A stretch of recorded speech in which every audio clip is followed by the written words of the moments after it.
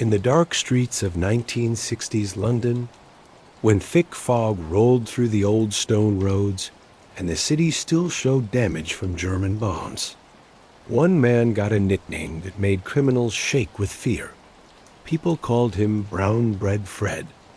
In Cockney rhyming slang, brown bread meant dead. And when Freddie Foreman was asked to help, people vanished forever. This is the real story of the man the Kray twins trusted the most. The tough guy who controlled London streets for 30 years, and the cost he paid for a life filled with blood and betrayal. Before we go down into the dark heart of Britain's most famous criminal gang, I want you to get comfortable, and I want to know where in the world you are watching from right now. Put your city and country in the comments down below. Are you listening at 2 in the morning because you cannot sleep? Or are you relaxing after a long day? Tell me what time it is where you live, and if you are ready to hear one of the most exciting true crime stories ever told. Hit that subscribe button and ring the notification bell. Trust me, you will not want to miss what happens next. Give this video a like if you are ready to explore London's darkest criminal world. Now, let us start at the very beginning in a small 2-up. 2 Down house in South London, where being poor and having big dreams would create one of the most scary men Britain has ever seen. March 5, 1932, while America sank deeper into the Great Depression and Europe stood on the edge of darkness, a baby was born at 22 Sheepcote Lane in Battersea, South London. Frederick Gerald Foreman came into a world with almost nothing, and this would affect every choice he ever made. His dad, Herbert Edward Foreman, was a working-class Irishman who understood hard work and not much else. Herbert took any job he could find during those tough years. He worked at the docks when there was work. He worked construction when there was none, always breaking his body for pay that could barely feed his family. Freddie's mom tried hard to keep some pride and dignity, even when they lived in conditions that made dignity seem like something only rich people could have. The Foreman home was a small 2-up, 2-down terrace house. This was the kind of home that defined working-class London back then. 2 rooms downstairs and 2 rooms upstairs.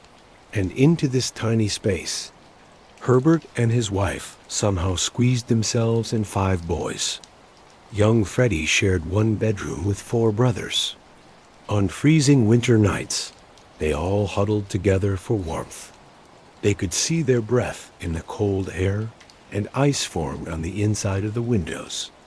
The house stood near the Flag pub, and the sounds of drunk people having fun often came through the thin walls late at night. Freddie would lie awake listening to the shouting and laughing, the glass breaking, the occasional fights that spilled onto the street. These were the sounds that put him to sleep as a child. The noise of desperate men trying to forget their troubles at the bottom of a glass of beer. Battersea in the 1930s was a place of very hard poverty. Many people had no jobs. Families waited in lines at soup kitchens. Children went to school with holes in their shoes, if they had shoes at all. The River Thames, which should have been a place for trade and business, was instead lined with run-down buildings and warehouses where men worked themselves to early graves for just a few coins a day.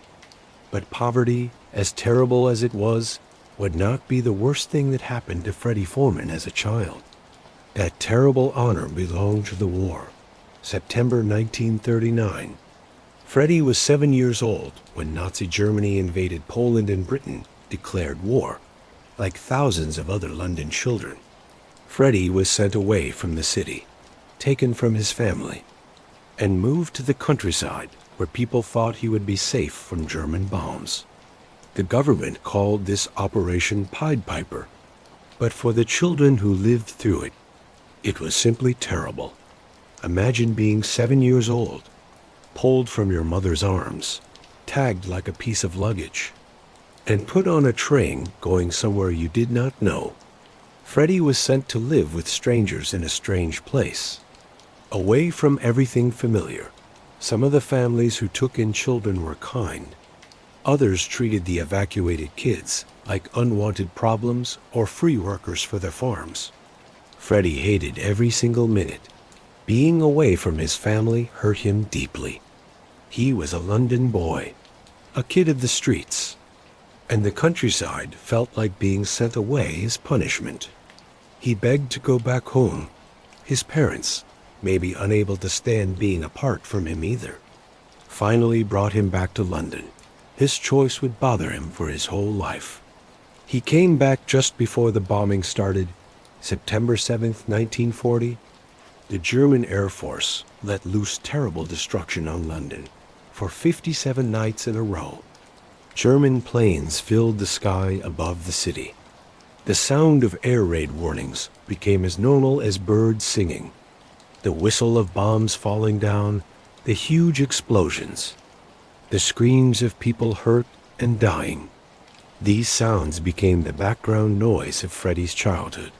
Night after night, the Foreman family squeezed into their small backyard bomb shelter or ran to the London Underground, which had been turned into a giant bomb shelter. Thousands of Londoners slept on the train platforms, squished together in the dark, hoping that a bomb would not hit directly and flood the tunnels and drown them all. Freddie saw terrible things that no child should ever see. Buildings where he had played just hours before were now just smoking piles of rubble. Bodies were pulled from the wreckage. Whole families were killed in one moment. The smell of burning wood, brick, and flesh was everywhere. In the mornings after the all-clear signal sounded, he would come out to find his neighborhood changed into a place of ruin and destruction. One night, a bomb landed so close to their house that the explosion broke every window. Freddie felt the force of the blast in his chest. He felt the ground shake underneath him.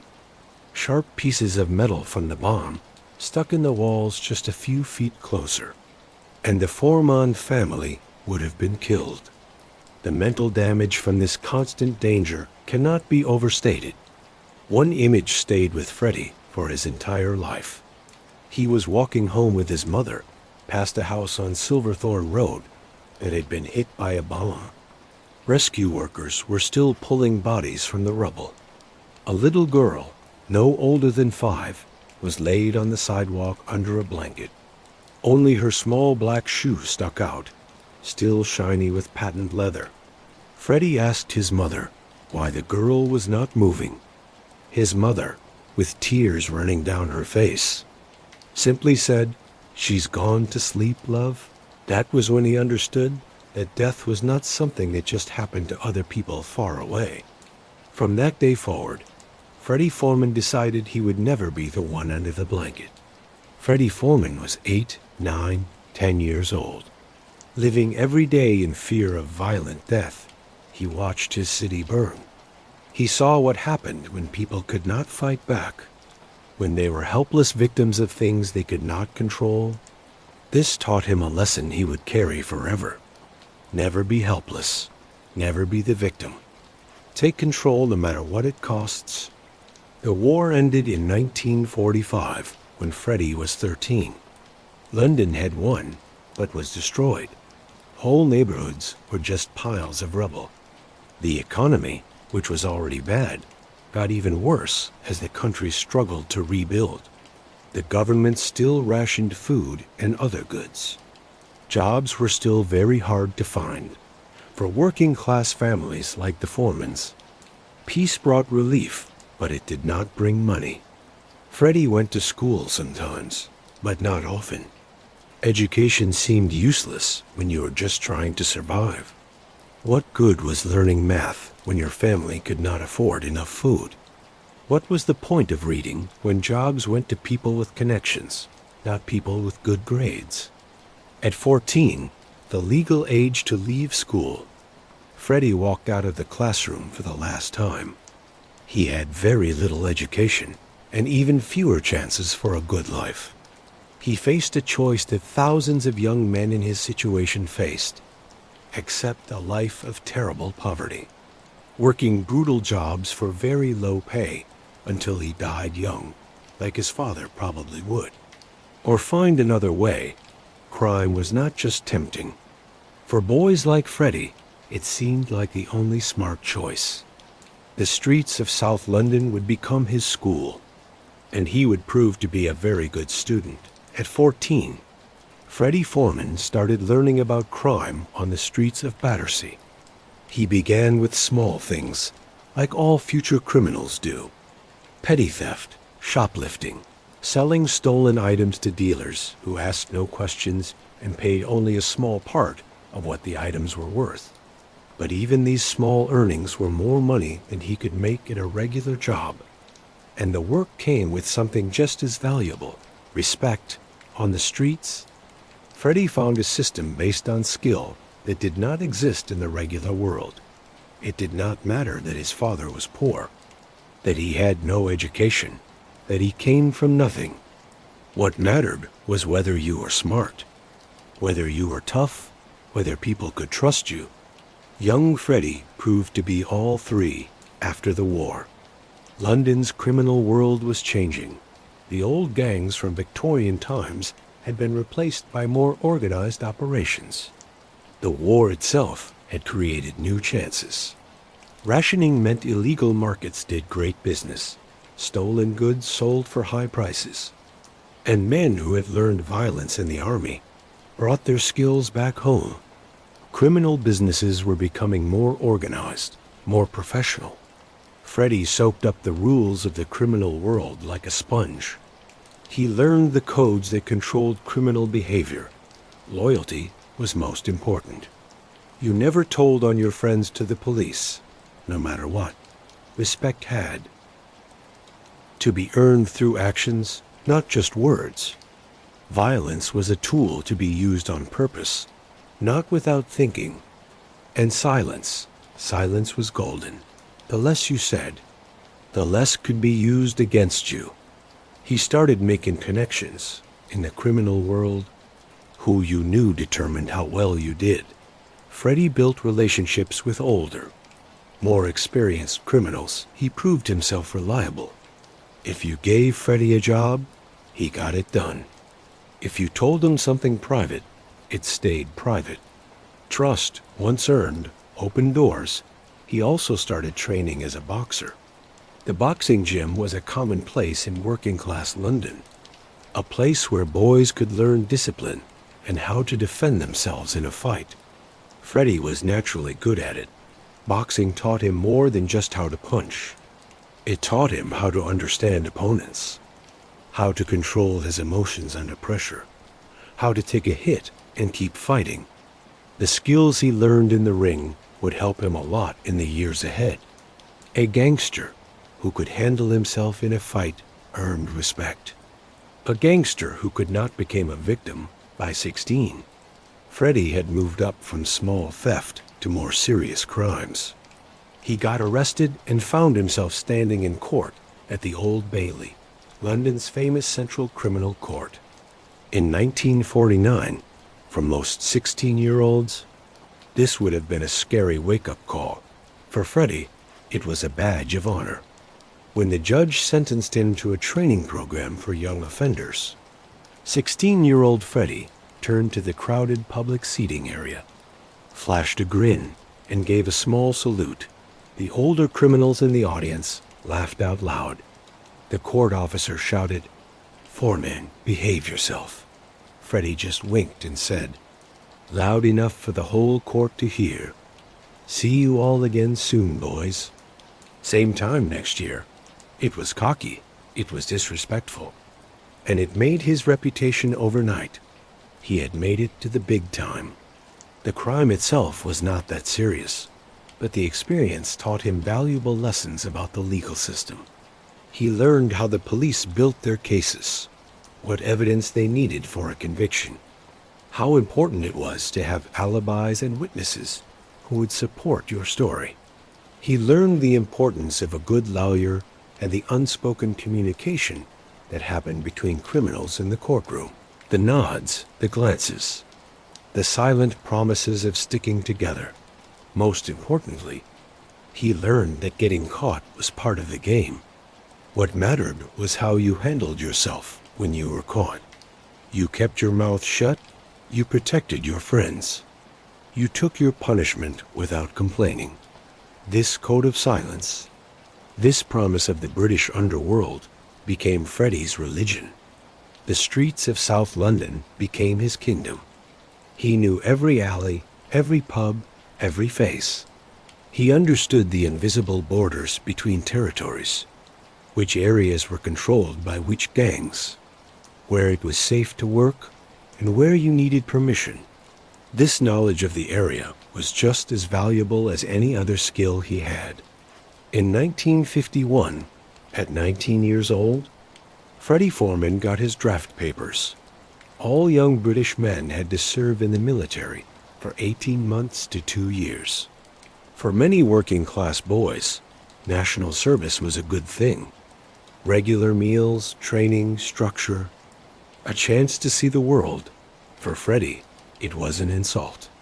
He had already tasted freedom and independence in his criminal activities. The idea of following military rules, of being ordered around by officers he did not respect, of following rules that served no purpose he could understand, was unbearable. Freddie Foreman was not a man who bowed to authority. His time in national service was marked by constant problems. He refused to follow military discipline. He questioned orders. He got into fights with other soldiers, and sometimes with his superiors. The rebellious spirit that would define his whole criminal career was on full display.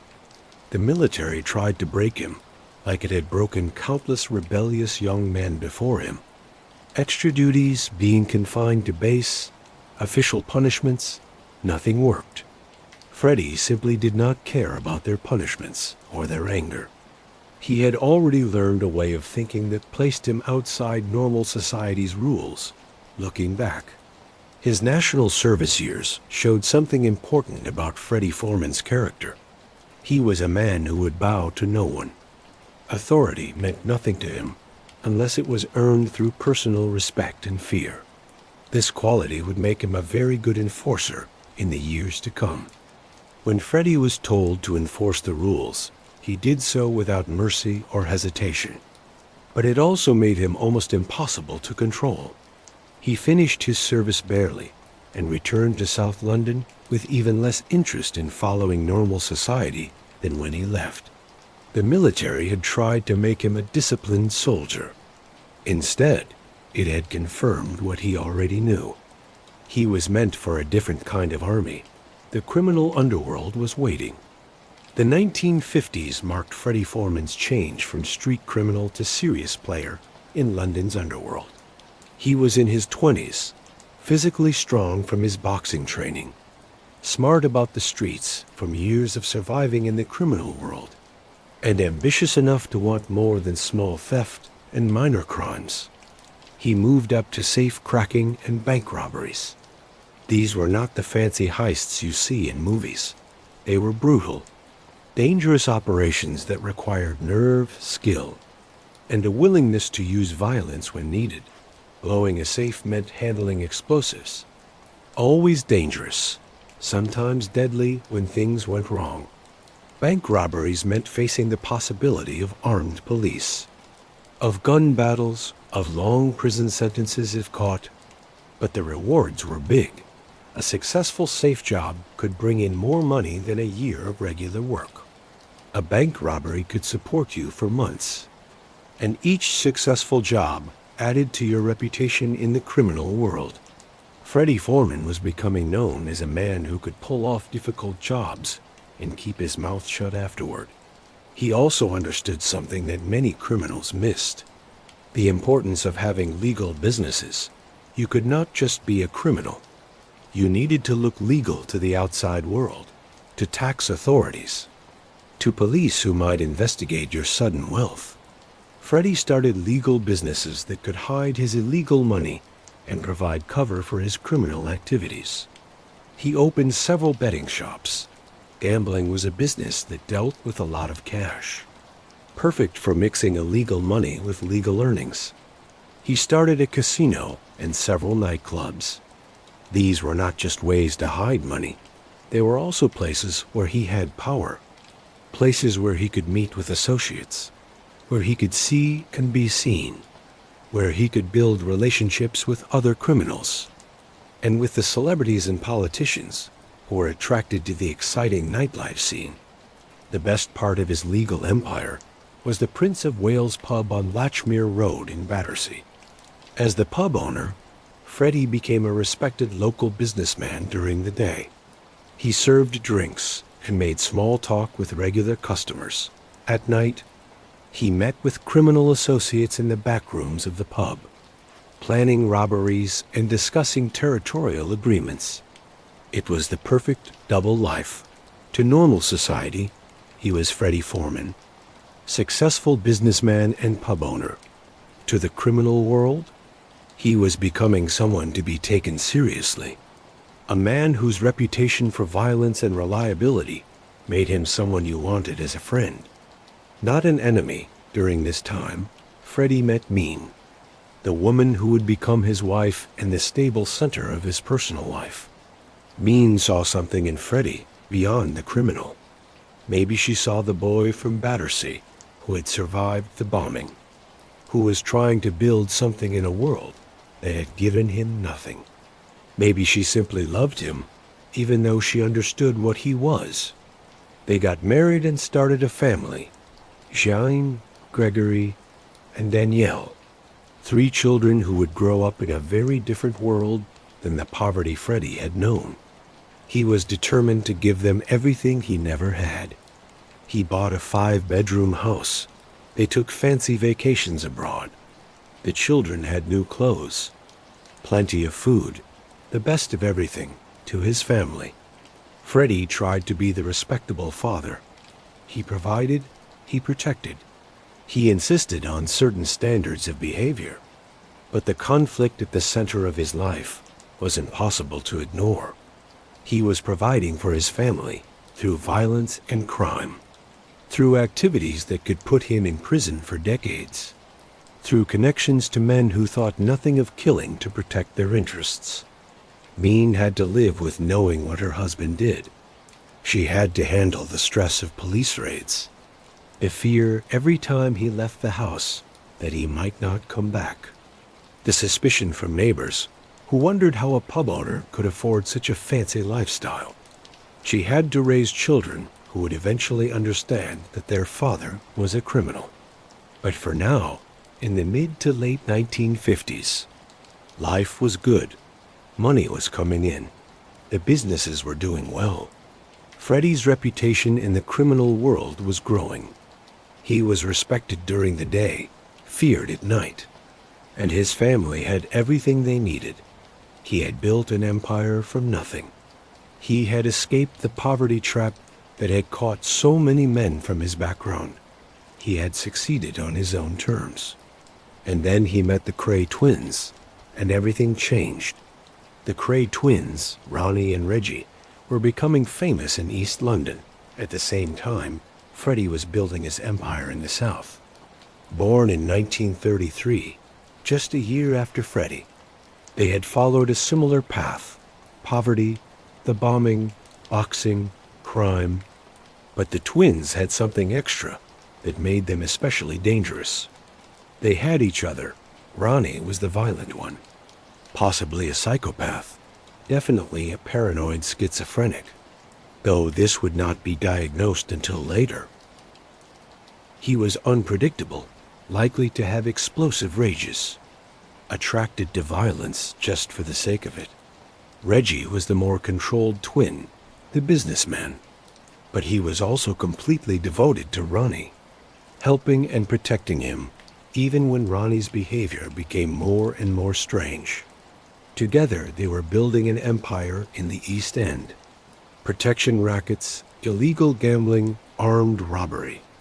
And eventually, they would move into the nightclub business, which gave them a surface of respectability and access to celebrities and politicians. The meeting between Freddie and the twins came through Charlie Kray. The oldest brother, Charlie, was different from the twins. More calm, more reasonable, less likely to use violence. He handled much of the legal business side of the Kray Empire and was always looking for ways to grow their influence. Charlie had heard of Freddie Foreman. In the close world of London's criminal underworld, reputations traveled.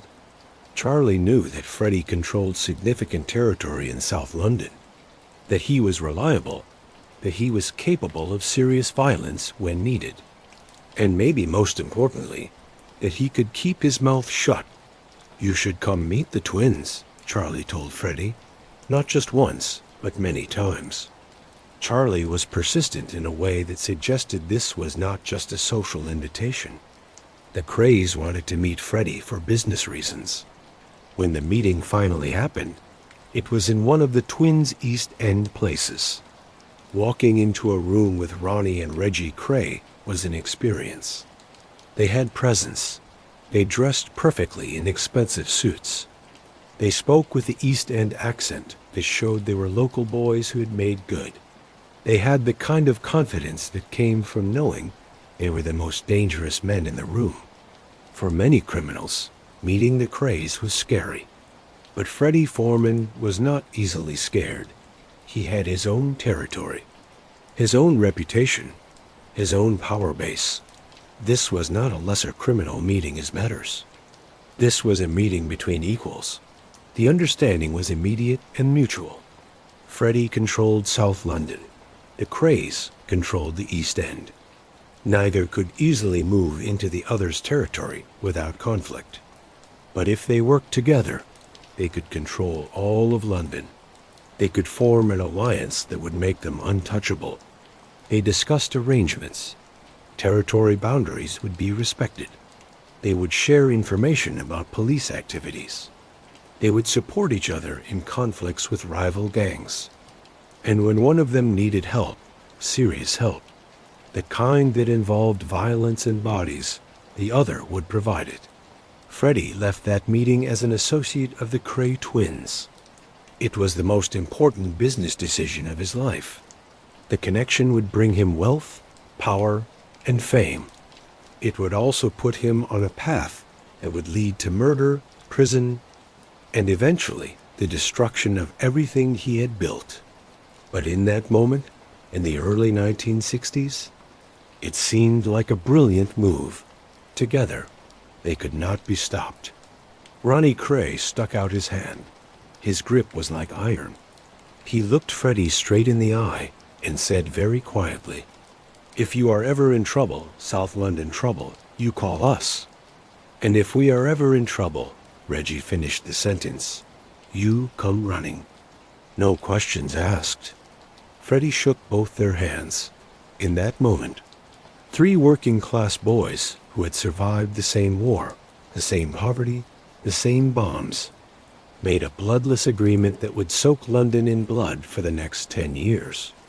The firm, as their criminal organization became known, controlled London throughout the 1960s. Freddie Foreman became one of its most valuable members, but he kept some independence that other associates did not have. He was not a follower. He was a partner in certain operations. Freddie's job was special. When the twins needed muscle, when they needed someone hurt or scared or killed, when they needed a problem to permanently disappear, they called Freddie. His reputation as an enforcer grew to legendary status. In the Cockney rhyming slang of the underworld, brown bread meant dead. Freddie became known as Brown Bread Fred. When Brown Bread Fred was called, someone was going to die. The stories behind the nickname grew with each passing year. People said that Freddie knew how to make bodies disappear completely, that he had connections with boat operators who would dump weighted bodies far out at sea, that he could get rid of evidence so completely that police would never find a trace. These were not just rumors. They were based on truth. As Freddie would eventually admit decades later, the operations Freddie was involved and covered the whole range of organized crime. Protection rackets were a regular business. Businesses in Kray-controlled territory paid regular fees for protection, which really meant protection from the Krays themselves. Those who refused to pay got visits from men like Freddie, who explained with carefully measured violence why paying was in their best interest. Armed robberies were planned with more and more skill. The firm identified targets, gathered information, arranged alibis, and divided the money according to who contributed what to the operation. Freddie's share from these jobs added significantly to his legal business income. Enforcing the rules was constant. The criminal underworld operated on respect and fear. When someone challenged the Kray's authority, when someone failed to pay a debt, when someone informed the police, punishment had to be quick and severe. It sent a message to everyone else. This is what happens when you cross us. Freddie was present at club and pub openings all over London. This was part of the glamorous image the Krays created. They were not just criminals. They were celebrities. They spent time with actors, musicians, politicians, even members of the upper class who found the dangerous East End gangsters exciting. Photographs from this time show Freddie in expensive suits, looking successful and confident, surrounded by famous faces like the singer Diana Dors, the actor George Raft, politicians whose names, if revealed, would have caused scandals. The Krays understood that being famous was power, that being seen as glamorous and exciting gave them a kind of protection. Who would believe that these charming men in their beautiful nightclubs were capable of such brutal violence?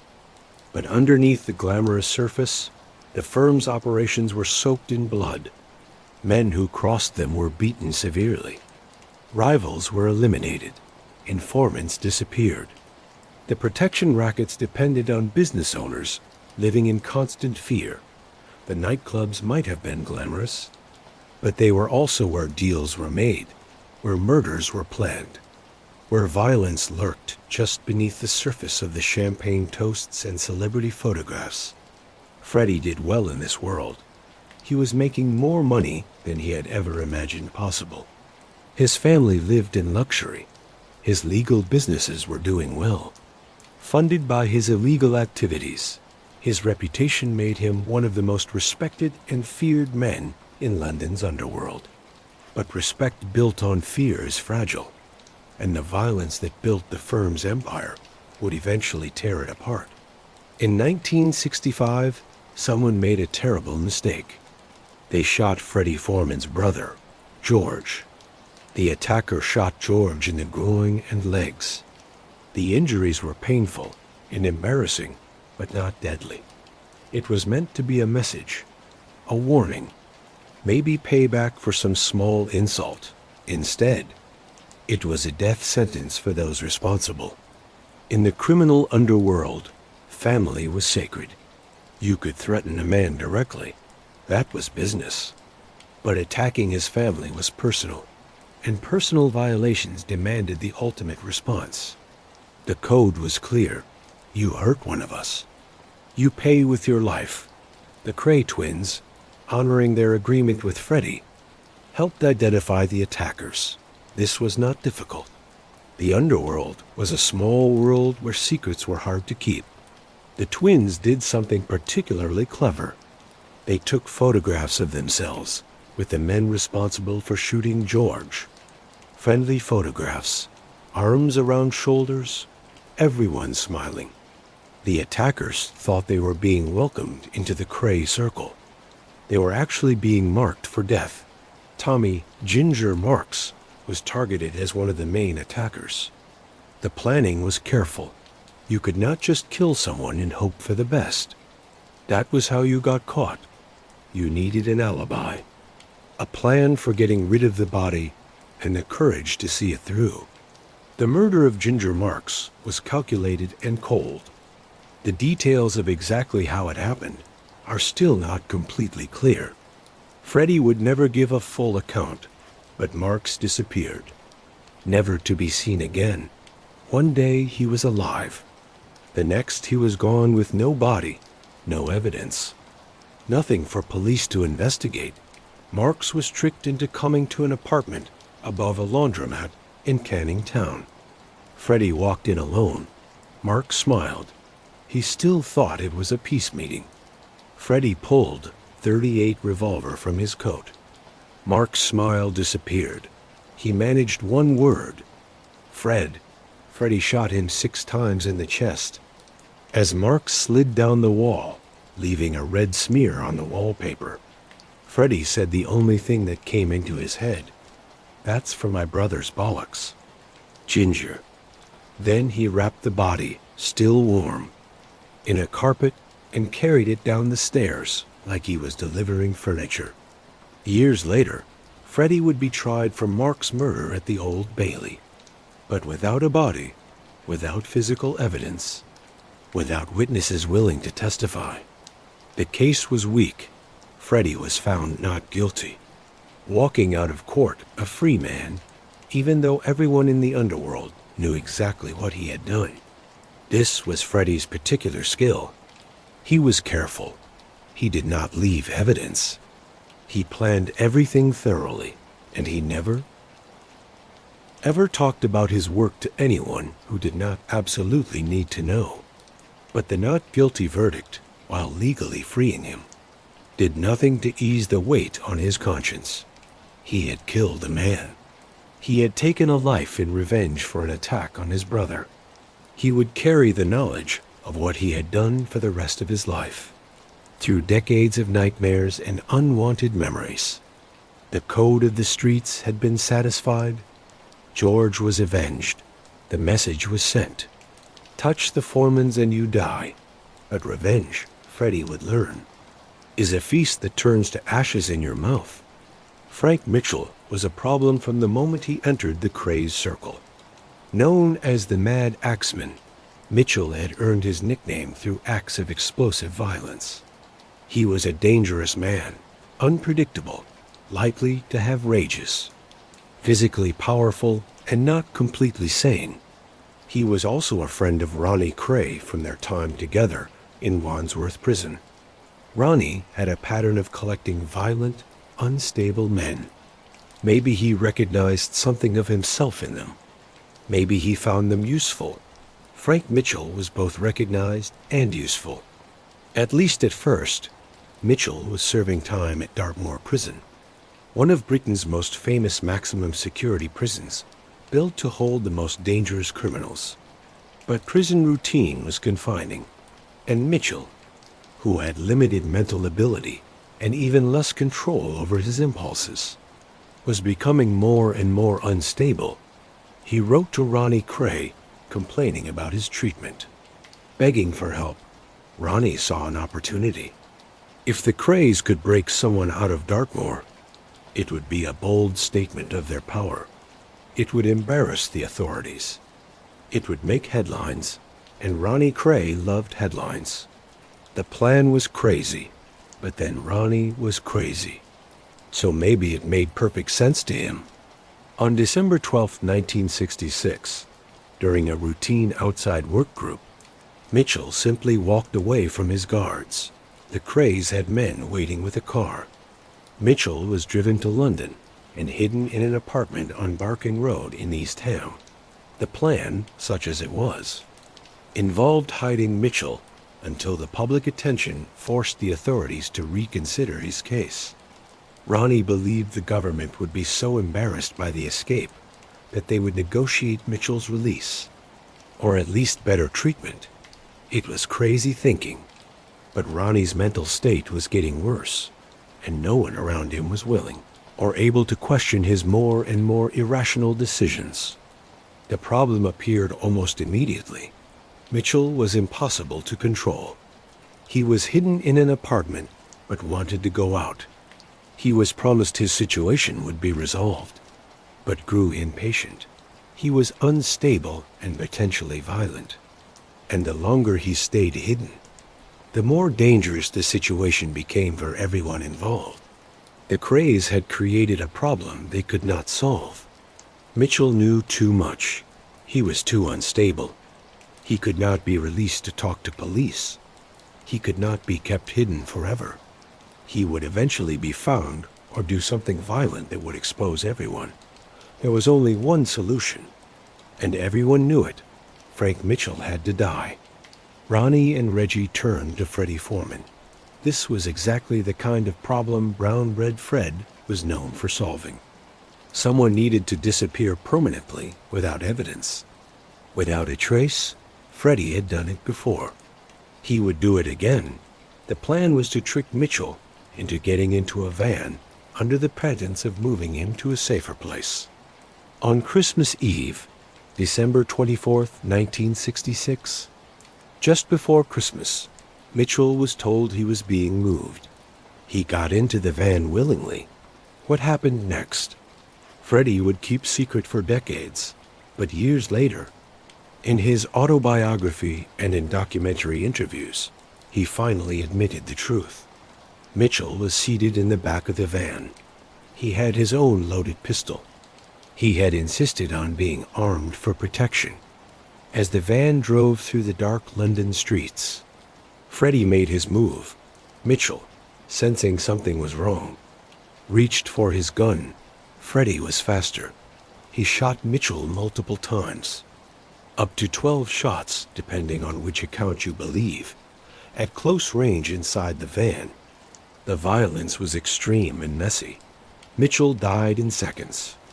His body slumped in the vehicle, blood everywhere. But killing Mitchell was only half the job.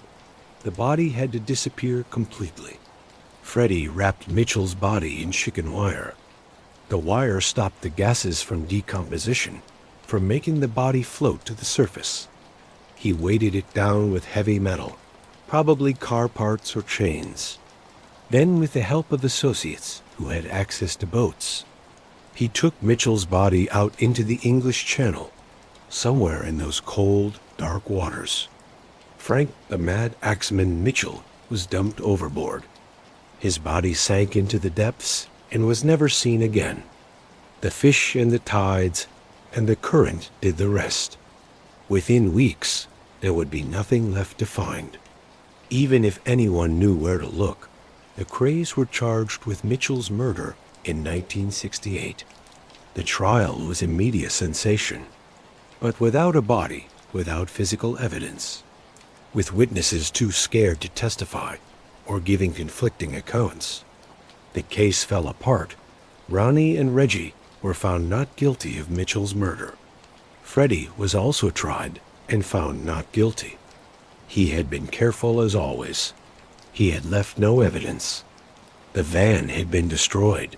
The witnesses who knew anything were either dead or bound by the code of silence that ruled the underworld. He walked out of court, a free man, legally innocent of a murder he had absolutely committed. But freedom from legal punishment is not the same as freedom from moral punishment. Freddie had looked Frank Mitchell in the eyes and killed him. He had wrapped a human body in wire and dumped it into the ocean like trash. He had ended a life and erased that person's existence from the world. He would carry that weight forever. And Mitchell would be just one ghost among many that would haunt Freddie's sleep in the decades to come. Jack the Hat McVitie got his nickname because he was almost never seen without his hat. Jack the Hat was a minor member of the Kray firm, known more for his problems than his contributions. He was a heavy drinker, a drug user, unreliable, and he was becoming more and more of a risk. In the summer of 1967, Reggie Kray gave McVitie a contract-killing job. The target was Leslie Payne, a financial advisor to the Krays, who Reggie believed was stealing money and cooperating with police. The payment for the hit was £1,000, a lot of money at the time. Reggie paid McVitie £500 in advance, with the remaining $500 to be paid upon completion. McVitie took the money and did nothing. He did not kill Payne. He did not even try to kill Payne. He simply kept the £500 and spent it on drugs and alcohol. leaving the job undone and leaving Reggie humiliated and furious. In any legal business, this would result in being fired. In the criminal underworld, especially in the Kray firm, where respect and fear were everything, it was a death sentence. McVitie's problems got worse. His drug use and drinking were out of control. He was leaving a trail of destruction wherever he went. Fights, deaths, angry associates, most dangerously. He was talking too much, making threats, even threatening the twins themselves and their family. He was no longer just a failed contract killer. He was a direct threat to the firm's stability. Reggie made the decision. Jack McVitie had to die. And unlike the careful, planned killing of Frank Mitchell, McVitie's death would be chaotic, brutal, and poorly thought out. A murder that would eventually bring down the entire Kray empire. The date was October 29, 1967. The location was a basement apartment in Evering Road, Hackney, North London. Kray associates Chris and Tony Lambrianou were told to trick McVitie into coming to the location under the pretense of a party. McVitie, maybe sensing nothing wrong, or maybe too drunk to care, arrived at the apartment. He walked into a death trap. Reggie Kray was waiting, high on a mixture of drugs and alcohol. His judgment damaged, his control slipping. When McVitie realized what was happening, he tried to escape, jumping through a window. The window did not break. He fell back into the room. Reggie tried to shoot McVitie, but the gun did not fire. In the chaos and panic, Reggie grabbed a knife. What followed was one of the most brutal murders in British gangster history. Reggie stabbed McVitie repeatedly. Not a clean, quick kill, but a crazy attack. He stabbed McVitie in the face, in the chest, in the stomach. Blood sprayed across the walls. The furniture, the people watching in horror. McVitie died slowly and painfully. His body collapsing to the floor as his life drained away, the room fell silent. The reality of what had just happened sank in for everyone there. This was not a clean, professional hit. This was a bloodbath, and now they had a huge problem. A corpse in a basement apartment, blood everywhere, and witnesses who were all involved in the murder. The cleanup operation was a disaster. McVitie's body was too big to fit in the trunk of their car. They wrapped him in an eiderdown, a quilted bed cover, and placed him in the back seat. Tony Lambrianou got behind the wheel, his brother Chris and another associate. Ronnie Bender followed in a separate car. They needed to go through the Blackwall Tunnel to get from North to South London.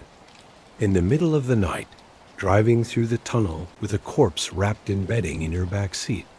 Every police car you passed became a potential disaster. Somehow, they made it through, but in Rotherhithe on the south side of the river, Chris Lambrianou lost sight of Tony's car. For 15 agonizing minutes, he and Bender drove through the streets. Searching desperately for Tony, they finally found him parked outside street Mary's church and discovered another terrible problem. The car had run out of gas. They were stuck in South London in the early hours of the morning with Jack McVitie's corpse in the back seat and no way to move the vehicle. In their panic and poor planning, they had created a situation that could end with all of them in prison for murder. They left the car and ran from the scene. There was nothing else they could do. The car sat there, McVitie's body slowly stiffening inside, waiting to be found. Freddie Foreman was asleep when his phone rang at 3 in the morning. Nothing good ever came from a phone call at that hour. He answered and heard the barely controlled panic in the voice on the other end. It was the Krays. They needed help. They needed him to clean up a scene. They needed Brown Bread Fred to do what he did best, make a body disappear. Freddie listened as they explained the situation. The failed murder the car abandoned in Rotherhithe.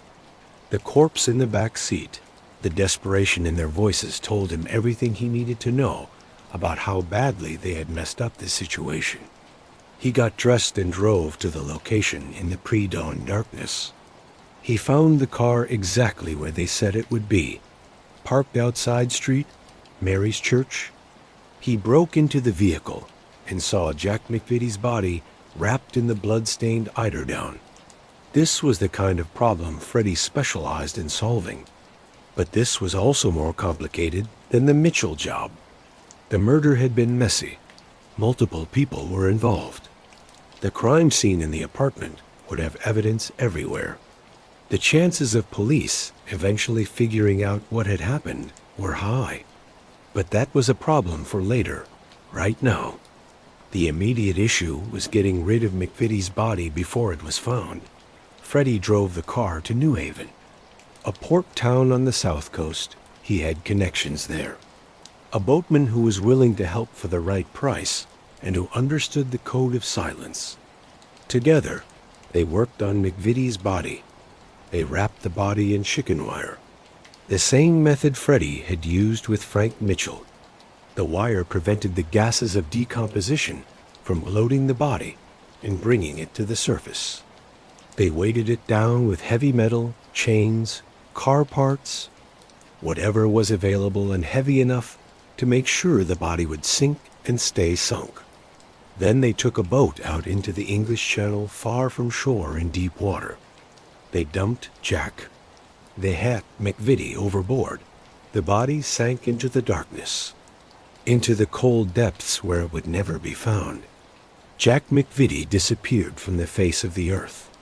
No body was ever recovered. No physical evidence of his death was ever found. Police would eventually figure out that McVitie had been murdered. But without a body, without physical evidence, building a case would be incredibly difficult. Freddie returned to London and to his life. He had solved the Kray's problem. He had done what he always did, made the impossible possible. The evidence disappear, the body vanish, but the McVitie murder would prove to be different from all the others. This one would have witnesses willing to talk. This one would turn people against the Krays. This one would bring down the entire firm. And Freddie Foreman, the man who had cleaned up the mess, would pay a heavy price for his loyalty. The murder of Jack the Hat McVitie was the beginning of the end for the Kray firm. Unlike previous killings, which had been relatively contained within the criminal underworld, McVitie's death had too many witnesses, too many people who were horrified by the brutality, too many associates who began to wonder, if they could do that to McVitie over a failed contract, what might they do to me? Fear began to turn into something more dangerous for the Krays. A willingness to cooperate with police in the criminal underworld. Telling on your friends to the authorities was the ultimate sin, punishable by death. But the code of silence only held when people believed silence served their interests. When people started fearing for their own lives, when they started believing that the Krays were too unstable to survive much longer, the calculations changed. Scotland Yard assigned Detective Chief Superintendent Leonard Nipper Reed to bring down the Krays. Reed was determined, intelligent, and obsessed with breaking the firm's hold on London. He had investigated them before in 1965, but failed to get convictions. This time would be different. Reed and his team started finding informants. They offered protection, immunity from prosecution, new identities for witnesses willing to testify. Slowly, people started talking. The wall of silence that had protected the Krays for years began to crack. On May 8, 1968, police raided locations all across London at the same time, arresting Ronnie and Reggie Kray, along with dozens of their associates. The arrests made headlines. The investigation was huge, involving hundreds of officers, thousands of hours of interviews, and testimony from witnesses who finally felt safe enough to speak. The trial began in 1969 and was a media sensation. Every day brought new revelations about the firm's activities. Murders, torture, protection rackets. The full extent of their criminal empire was shown to the public. Britain was both horrified and fascinated. The key breakthrough came when former associates agreed to testify against the twins. People who had taken part in the McVitie murder, who had witnessed the twins' violence, who could provide detailed accounts of firm operations. With their testimony, the case against Ronnie and Reggie became overwhelming. The verdict came down, guilty of murder. Both Ronnie and Reggie Kray were sentenced to life in prison with the recommendation that they serve at least 30 years. An unusually harsh sentence that showed the court's view of them as especially dangerous criminals. The Kray empire, which had controlled London for nearly a decade, collapsed overnight. The nightclubs were closed or sold. The protection rackets ended. The associates scattered, some to prison, others to obscurity. Freddie Foreman was arrested and charged in connection with the McVitie murder. Specifically, he was charged with conspiracy to interfere with the course of justice by getting rid of McVitie's body. The prosecution could not prove he had taken part in the murder itself. He had not been at the apartment, but they could prove he had helped dispose of the body. His trial was separate from the Krays. The evidence against him was indirect, but strong enough for a conviction. In 1969, Freddie Foreman was sentenced to 10 years in prison for his role in disposing of Jack McVitie's body. At 36 years old, Freddie found himself behind bars. His connection with the Kray twins, which had brought him wealth and power and respect, had now cost him his freedom. Ronnie and Reggie were locked away for life. He would serve a decade. The empire he had helped build had crumbled to dust. Everything he had worked for, all the risks he had taken, all the violence he had committed, it had all come to this. A prison cell and years of his life taken away. The era of the Kray firm was over. The golden age of London gangsters had ended. All that remained was the punishment. 10 years, 120 months, 3,650 days, however you counted it. Freddie Foreman's sentence represented a huge chunk of his life. Years that could never be recovered. Time taken from him and his family as payment for his crimes. High security prison in 1960s and 1970s Britain was brutal. Freddie was sent to prisons designed to hold the most dangerous criminals in the country. Men convicted of murder, armed robbery, crimes of extreme violence. These were not places for fixing people. They were warehouses for men's society, wanted locked away and forgotten. The daily routine was mind-numbingly repetitive. Wake at the same time, eat the same terrible food, work prison jobs that paid almost nothing, exercise in the yard under the watchful eyes of guards. Lockdown, sleep, repeat day after day, week after week, month after month, year after year. For some prisoners, the boredom broke them. They lost their minds. Sinking into depression or madness, suicide attempts were not uncommon. Violence was constant, prisoners settling scores, showing who is in charge, just lashing out from frustration and despair. Freddie survived through a combination of his reputation and his intelligence.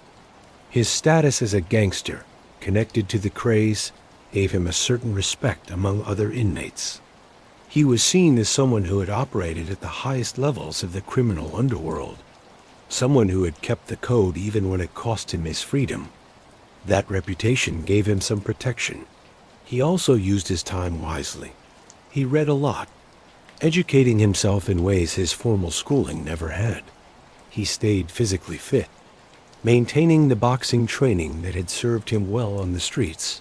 He managed prison politics carefully, making friends when necessary, avoiding conflicts when possible. but never showing weakness. At times, he was housed in the same prisons as Reggie Kray. They could talk, remember the old days, discuss what had gone wrong. Ronnie was in different institutions, his mental health getting worse to the point where he needed special psychiatric care. But the hardest part of prison was not the physical conditions, or the violence, or even the boredom. The hardest part was being away from family. Meen waited for him. She brought the children for visits when she could, but seeing them through the glass partition, unable to hold them, unable to be there in their lives, was a special kind of torture. He watched them grow up through snapshots and supervised visits. Jaime, Gregory, Danielle. They were becoming people he barely knew. He missed 10 Christmases. 10 years of Christmas mornings when his children woke up and their father was not there. 10 years of birthdays, school plays, first dates, graduations. All the moments that defined their childhoods were happening without him. The guilt was overwhelming. He had committed crimes to provide for his family, to give them a better life than he had had. And in doing so, he had left them. They had a nice house. Yes, but no father. They had money. But they also had the shame of being the children of a convicted criminal. Meen was raising them alone, dealing with the judgment and whispers of neighbors who knew exactly who her husband was and what he had done. The mental toll grew. Prison gives you endless time to think.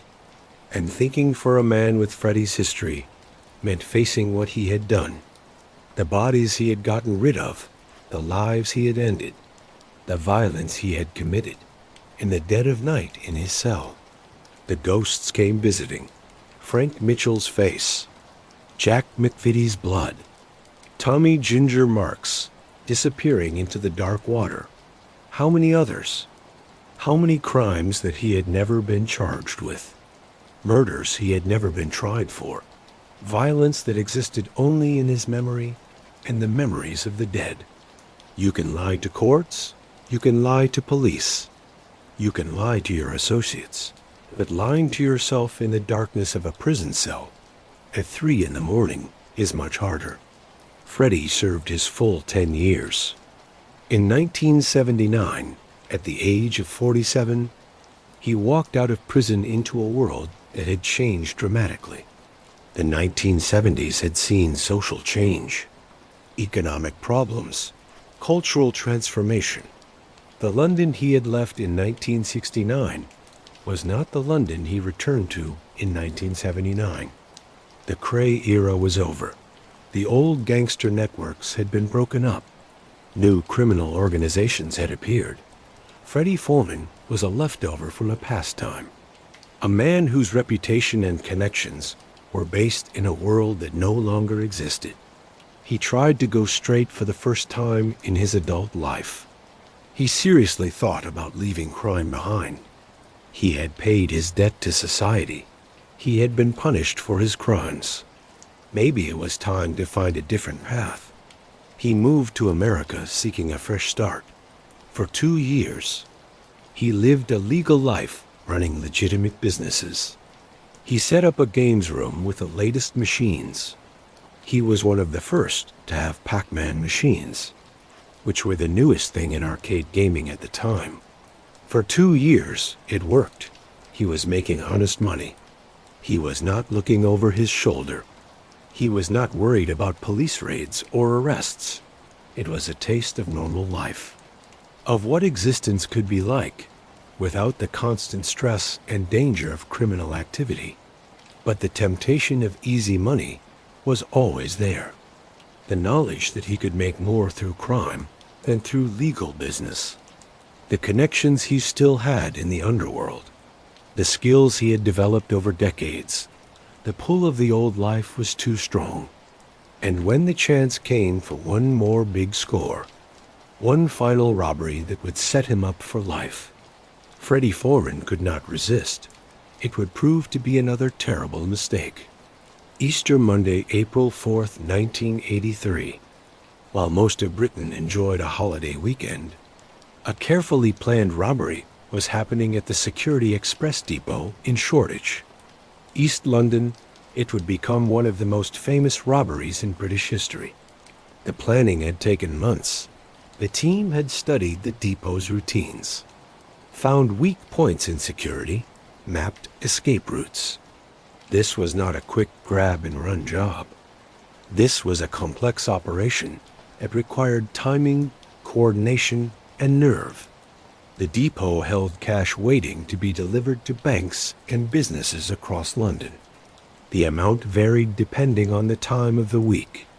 But over holiday weekends, when businesses were closed and banks were not operating, the cash built up to huge levels. The team included several experienced criminals: Ronnie Knight, who was married to actress Barbara Windsor and moved in celebrity circles; John Mason, a skilled safe cracker; Ronnie Everett and Clifford Sachs, both experienced in armed robbery; and coordinating everything from behind the scenes, Freddie Foreman, in the early morning hours. The team entered the depot. They overpowered the security guards, not violently, but with enough intimidation to make sure they did not resist.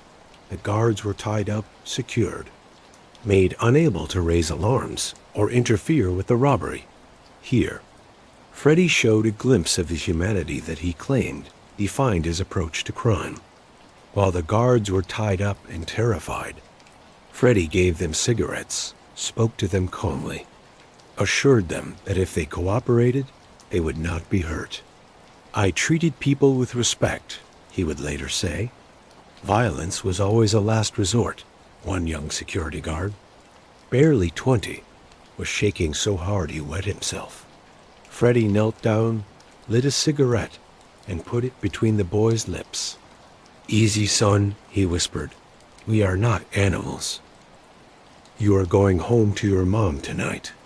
Just keep quiet and breathe." The boy nodded, tears rolling.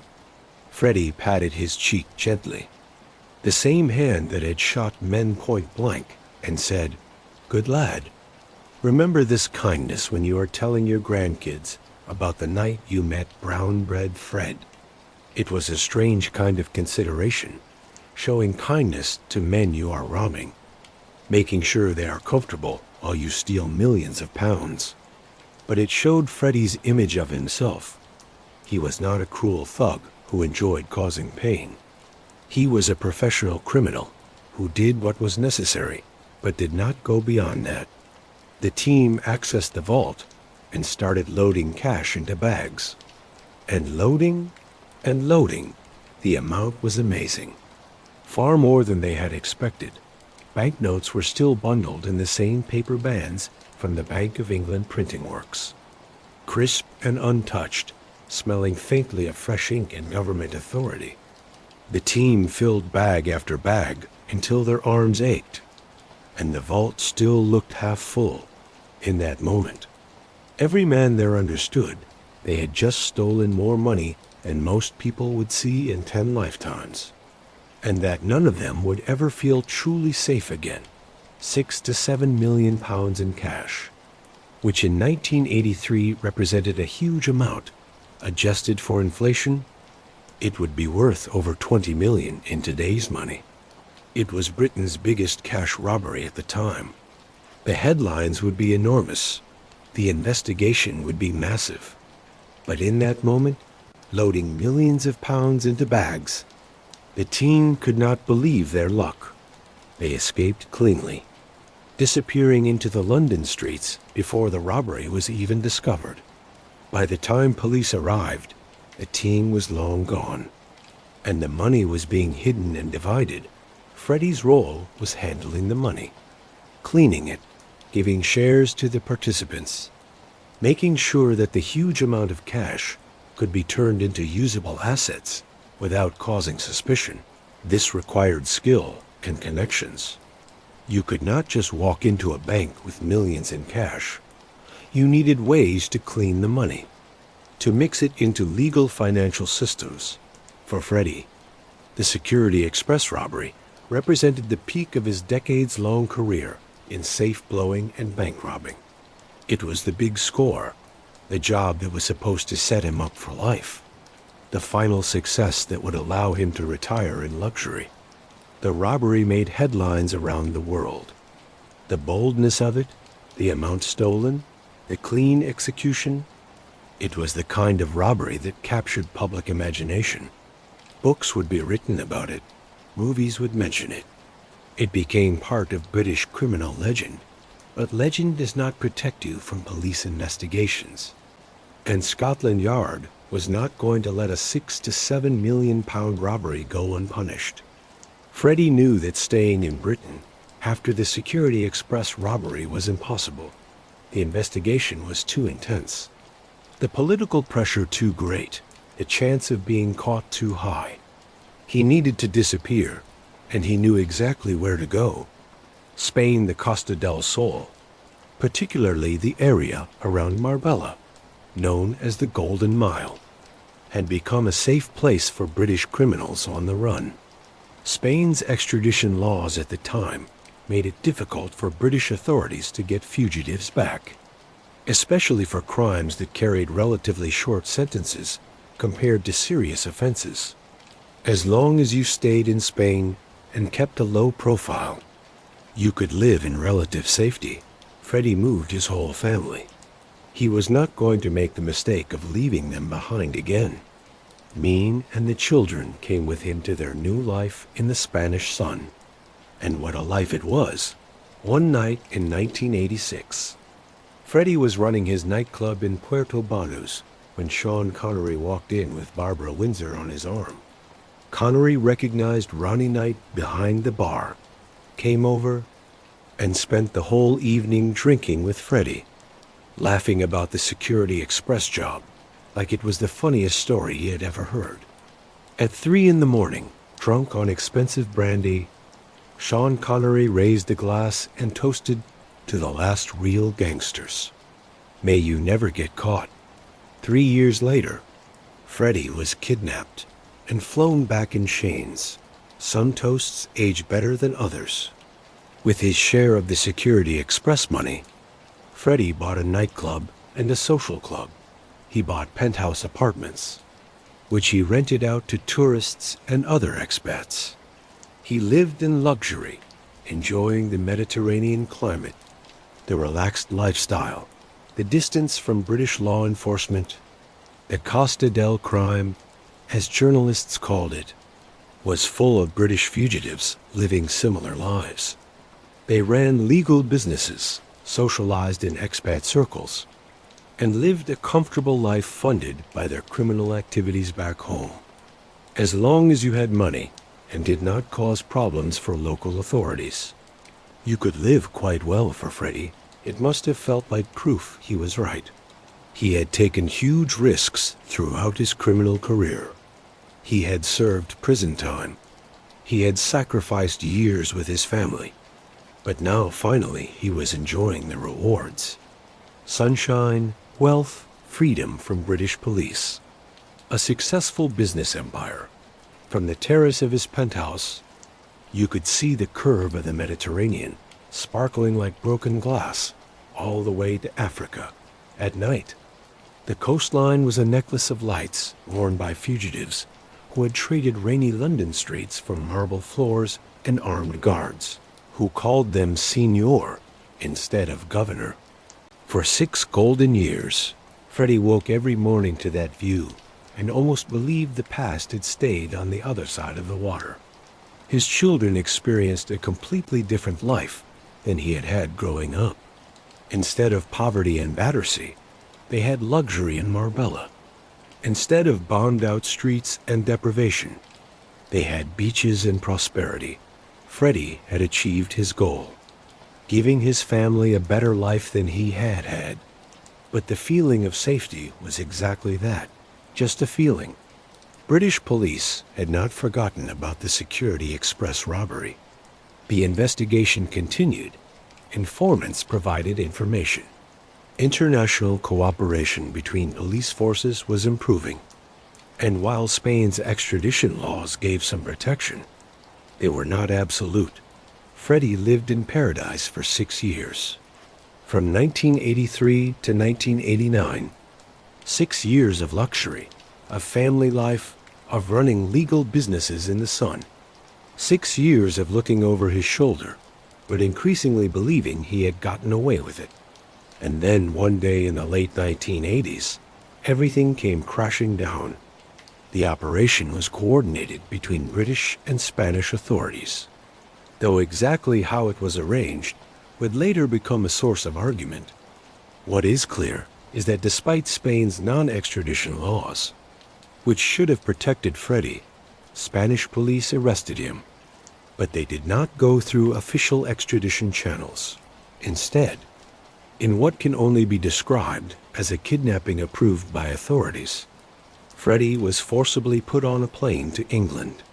He was given no chance to challenge the extradition through Spanish courts, no chance to use the legal protections that should have applied to his case. British police were waiting at Heathrow Airport when the plane landed. Freddie was immediately arrested and charged with handling stolen money from the Security Express robbery. The extradition that should not have happened had happened anyway, through methods that bent or broke international law. For Freddie, the betrayal was deep. He believed he was safe in Spain. He built a life there, invested in businesses, established his family. The understanding among British criminals was that as long as you stayed in Spain and did not commit crimes there, you were untouchable. That understanding had proven false. The legal fight over his extradition went nowhere. He was in British custody, and no matter how he had gotten there, he was now facing trial. The courts were not interested in the details of whether his removal from Spain had been legal. He was charged with a crime, and that crime would be prosecuted. In 1990, Freddie stood trial for handling stolen money from the Security Express robbery. The prosecution built an indirect case. They could not prove he took part in the robbery itself, but they could show his connection to the money, his role in cleaning and sharing it. The jury found him guilty. The sentence, 9 years in prison, at 58 years old. Freddie Foreman was going back to prison. Another decade of his life would be spent behind bars. Another 10 years taken from his family, from his businesses, from his freedom. The empire he built in Spain would fall apart without him. The businesses would fail or be sold. The luxury lifestyle would disappear. His family would once again suffer the shame and hardship of having their father in prison. Everything he had gained from the Security Express robbery, all the money, all the opportunities, the 6 years of luxury in Spain, it was all being taken away, replaced by a prison cell and the soul-crushing routine of incarceration. Freddie's second prison term was in many ways harder than his first. In 1969, he had been a relatively young man of 36, still physically strong, still mentally sharp, still able to handle the hardships of prison with the strength of youth. In 1990, he was 58 years old. Prison is hard on anyone, but it is especially hard on older inmates. He was sent to high-security prisons again, housed with murderers, armed robbers, and violent offenders. The conditions had not improved much since the 1970s. If anything, prison overcrowding and budget cuts had made things worse. The physical demands of prison life wore on his aging body. The bad food, the lack of proper medical care, the stress and violence that were part of every day. He kept fit as best he could, but he was no longer the powerful enforcer of his younger years. The mental toll was even worse. He had now spent a total of 16 years in prison across his lifetime. 16 years in cells, 16 Christmases missed, 16 years of watching life continue without him through letters and occasional visits. His children were now adults. Jimmy had pursued an acting career. Following in the footsteps of the celebrities, his father had once known in the Kray era. Gregory and Danielle had built their own lives. They had grown up mostly without their father, shaped by his absence more than his presence. His relationship with Ming had survived, but it was damaged. She had waited for him during his first sentence. She had moved to Spain with him. She had suffered through his second arrest and conviction. But the combined weight of being married to a lifelong criminal, of decades of stress and fear and judgment had taken its toll. In his cell during the long empty hours, Freddie had time to think about his life, the choices he had made, the people he had hurt, the years he had wasted, the price he had paid for the criminal life he had chosen. He thought about Frank Mitchell, about the moment he pulled the trigger and watched a man die. He thought about wrapping bodies in chicken wire and dumping them into the ocean. He thought about Jack McVitie's blood. He thought about all the violence, all the fear, all the pain he had caused. If you cut up a human body, he would later say, cut the hands off, pull the teeth out, cut someone's head off. You go home and wash your hands. What happens next? What happens when you wake up? What happens 20, 60 years later in your head? The ghosts did not leave you alone just because you were in prison. If anything, they became more real, more persistent. The memories were impossible to escape. In 1999, Freddie was released from prison. He was 67 years old. The 20th century, which he had spent mostly as a criminal, was ending. The 21st century would see him changed from active gangster to something else entirely. A historical relic, a storyteller, someone admitting to his own crimes. The world had changed dramatically during his 9 years inside. Technology had advanced, culture had shifted.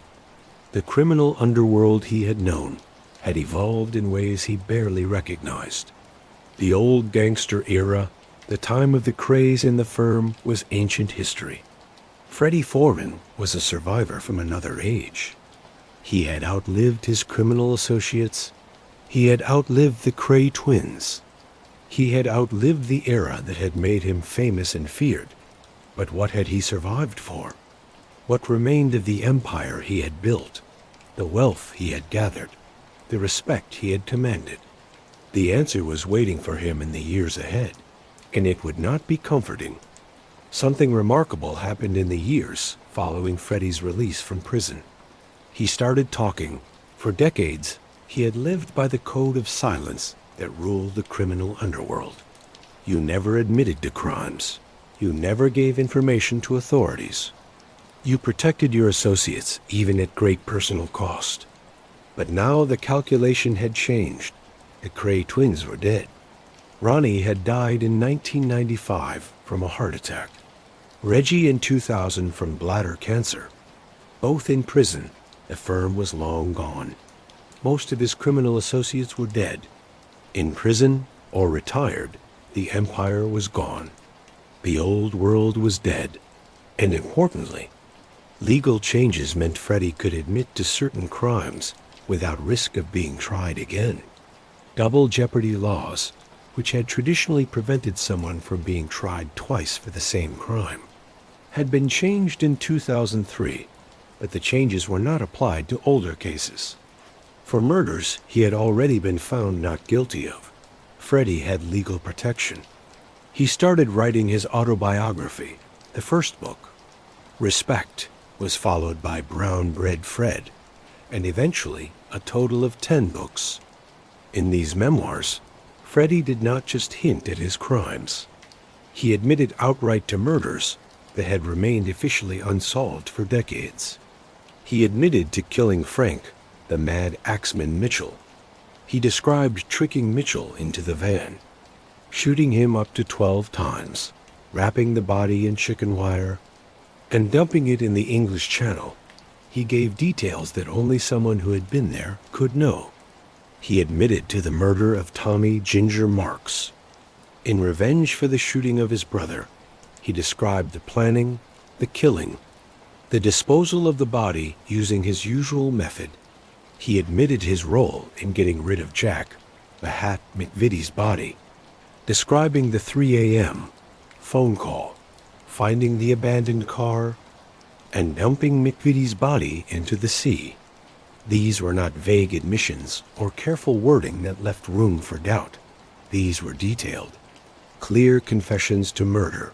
Freddie Foreman, who had kept silent through decades of investigations and trials, was now freely admitting to the very crimes he had been found not guilty of. Why? Several reasons seem likely. First, there was the money. True crime sells. People are fascinated by gangster stories, especially from someone who actually lived that life at the highest levels. Freddie's books gave him income in his old age when other sources had dried up. Second, there was the mental need to get things off his chest. Living with the knowledge of what he had done, carrying the weight of those memories for decades must have been exhausting.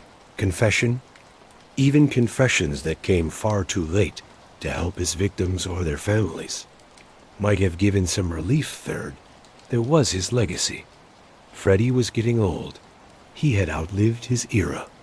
The books were a way of controlling the story, of telling his tale from his perspective before he died, and others told it for him.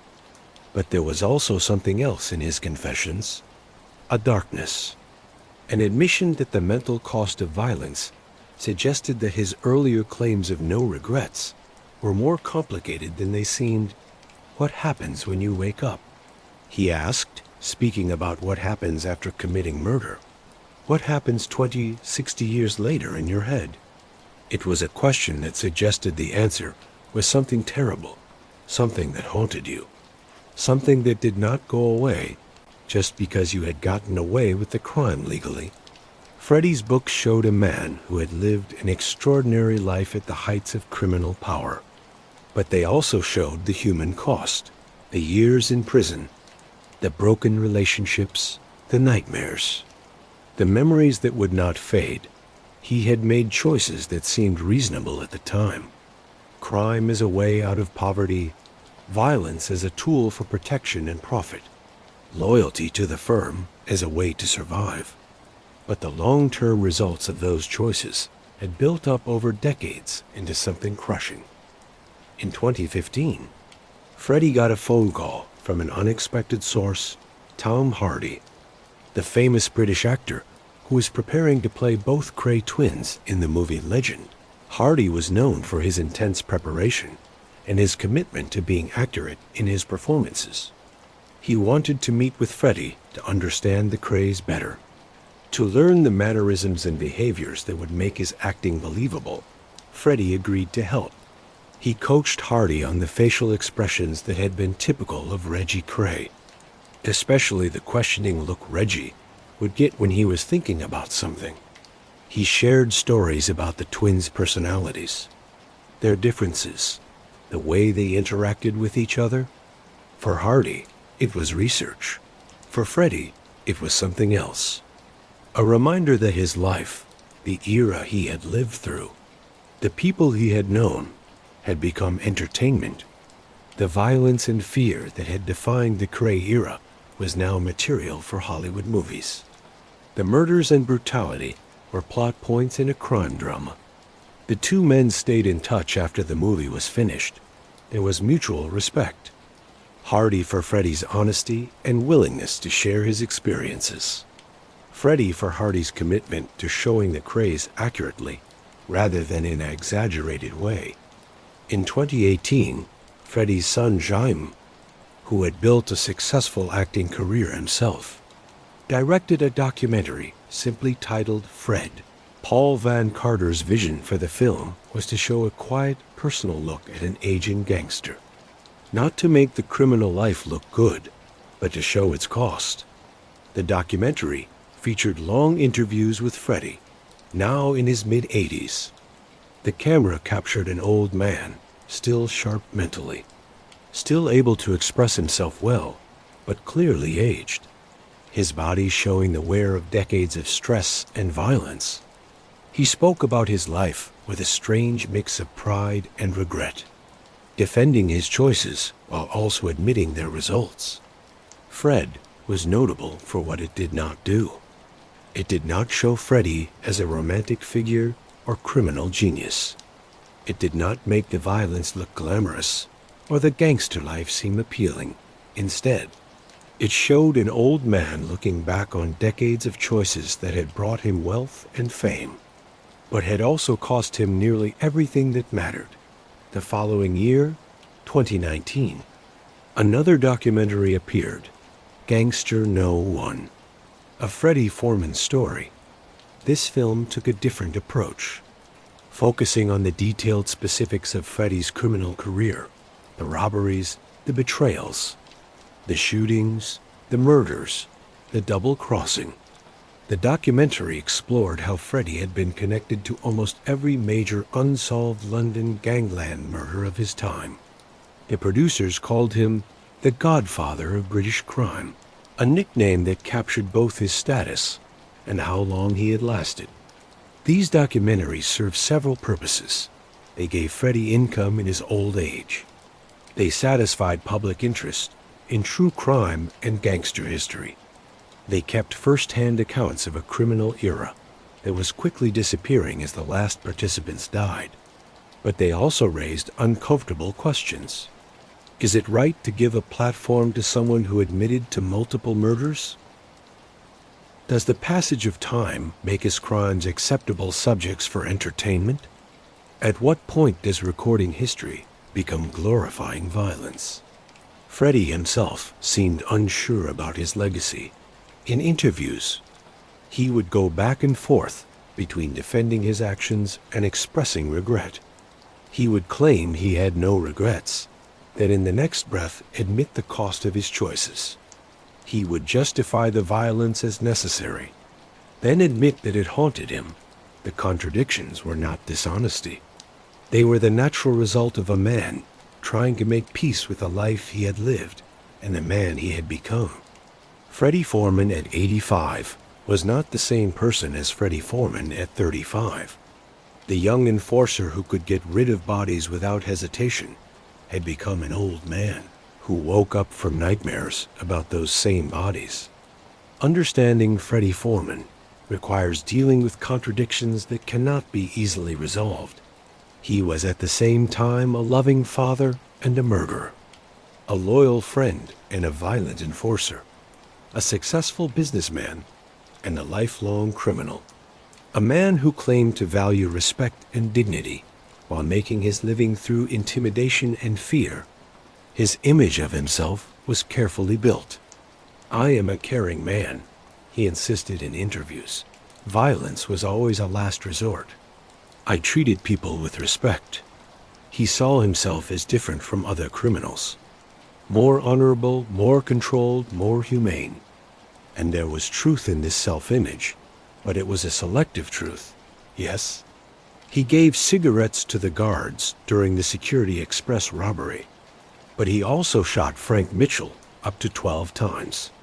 Yes, he tried to avoid unnecessary violence, but he built his reputation on being willing to kill when the Krays needed someone killed. He claimed his main motivation was always his family, providing for them, giving them opportunities he never had, making sure they did not experience the poverty of his childhood. This too was true, but it was an incomplete truth. He provided for his family by joining an organization that terrorized London, by committing murders, by living a life that resulted in him spending 16 years in prison. Absent from the very family he claimed to be protecting, the question Freddie struggled with, and that everyone who looks at his life must struggle with, is, was it worth it? He gave his children a materially better life than he had had. They grew up in nice houses, took luxury vacations, had opportunities. But they also grew up without their father for long periods. They carried the shame of being a gangster's children. They were shaped by his absence and his criminal reputation in ways that cannot be measured, but were certainly significant. His marriage to Mean survived, which by itself is remarkable. Many criminal marriages do not survive the stress, the prison sentences, the constant fear, but surviving is not the same as thriving. The relationship was damaged by decades of separation, worry, and compromises that Mean had to make to stay with a man she loved. But who kept choosing crime financially? Freddie ended up with nothing, despite stealing millions over his career. Despite running successful legal and illegal businesses, he would spend his final years in poverty. The money was spent, taken by authorities, lost. The businesses collapsed without him. The wealth that had motivated so much of his criminal activity disappeared. The respect he commanded in the underworld meant nothing once that world disappeared. When the Kray era ended, when the old gangster networks dissolved, Freddie's reputation became a historical oddity rather than a source of real power or influence. What remained were memories. Good memories of family moments, of successes, of times when he felt powerful and in control, but also terrible memories. The faces of men he had killed, the sound of gunshots, the weight of bodies wrapped in wire, the cold water of the English Channel accepting another corpse. These memories did not fade with time. If anything, they became more vivid as he aged. The mind has a way of bringing back the past more strongly as you get older. As you near the end and begin automatically reviewing your life, Freddie Foreman, at 90 years old, was a man who had lived an extraordinary life, but not necessarily a good one. He had escaped poverty, yes, but at what cost? He had provided for his family, but also traumatized them.